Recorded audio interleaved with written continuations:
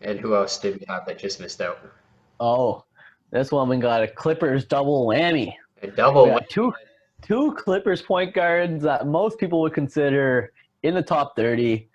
They do very, very well. They I don't know how they didn't make it considering their career. We have Pat Beverley and Lou Williams. Beverly's gonna be mad at us. He's probably gonna go cry about it. Lou Williams is gonna somehow He's put gonna up win a 30 points per game and shout us out after and be like, "See, fuck you guys." But they couldn't make it. Yeah, no, I mean, like you said, maybe Lou will make a rap song about us. Who knows? But Perfect. either way, they both miss it. Lou Williams, a guy, definitely one of the best, just pure scorers at the point guard position. And quietly, he usually puts up over 5 assists per game. Did it again last year too. Oh He's a yeah, guy who plays a lot of minutes, even though for like he's not a starter, but it's just because for whatever reason they don't start him. He still plays it's just 30 minutes per it's a game. Manu Ginobili rule, right? Yeah, yeah, and he's just so good at it too, no matter where he is. He's been so consistent with it, whether it's with Toronto, the Los Angeles Now, several other teams he played for, Philadelphia. He's just always been that great scorer. I guess it's just really the fact that, like you said, he's not a starter, and all these other guys are, and the fact that we know what he is, I guess, and we just know that okay, you're a great scorer. We know he can pass the ball decently, but we don't really think, I guess, of Lou Williams when it comes to great point guards. And most people on this list, you can make an argument are actually a pretty great point guard. And I can't agree with you more because like if you're looking at our list, like we have people like Mike Conley who barely made the top 20, people like Brogdon and Bledsoe, Dejounte Murray, who are barely in the top 25. So these are guys that are if they're not career proven vets, they're up and coming players, and something like Lou Williams to me is just on the decline at this point.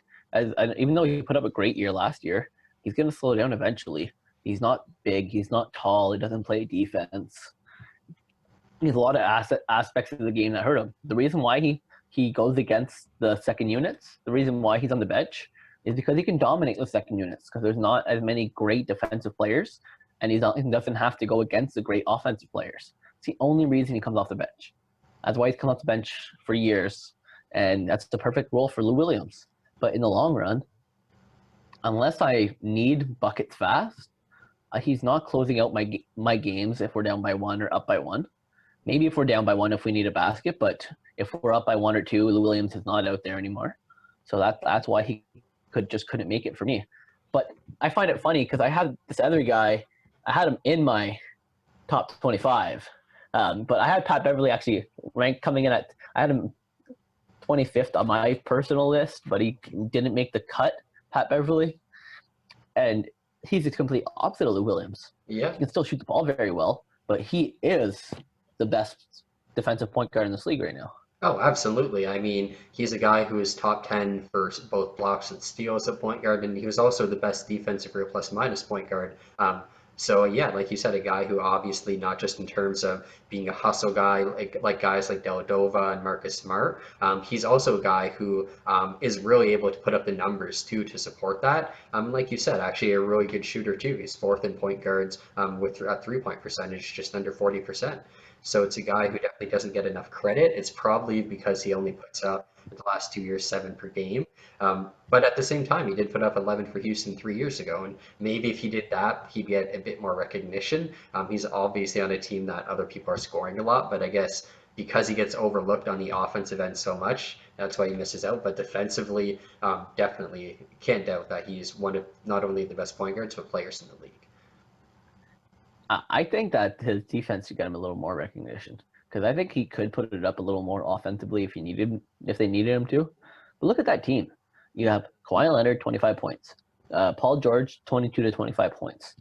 This year, you're going to have Serge Ibaka, 15 points. You still have Luke Kennard came in there, 15 points. Lou Williams, 15 points to 20 points. Right there, we're already above 100 points. There's no shots for him right now, and he doesn't need to put up those shots, so he knows he doesn't need to. But all he has to do out there is be a threat. You know what All I he has to do is grab a defender and pull him out. Yeah, you know what I Right? I think like the perfect situation for Patrick Beverley isn't necessarily the regular season. It's going to be like in a playoff series against a guy like John Morant, who's so young, and he hasn't had a You 7 just game dominate series them. against, yeah, just a pest like that. Where by game 4 or 5, if the Clippers, let's say it's 2-2, 3-1 Los Angeles, yeah, I think you're really going to see a guy who is younger have his morale decline because Beverley is just such a pest like that. That's where he really shines. But in terms of like regular season success, I think he's a guy that just he isn't good for lists like this, I feel. Exactly. It's sad to say, but it's just a very deep position. Definitely. And with that being said, I mean, we're going to move on to the top 15 here. So who do we have? 14. So yeah, who do we have? Here at number 14, we have a very good player. So, of course, we had John Morant, number 15.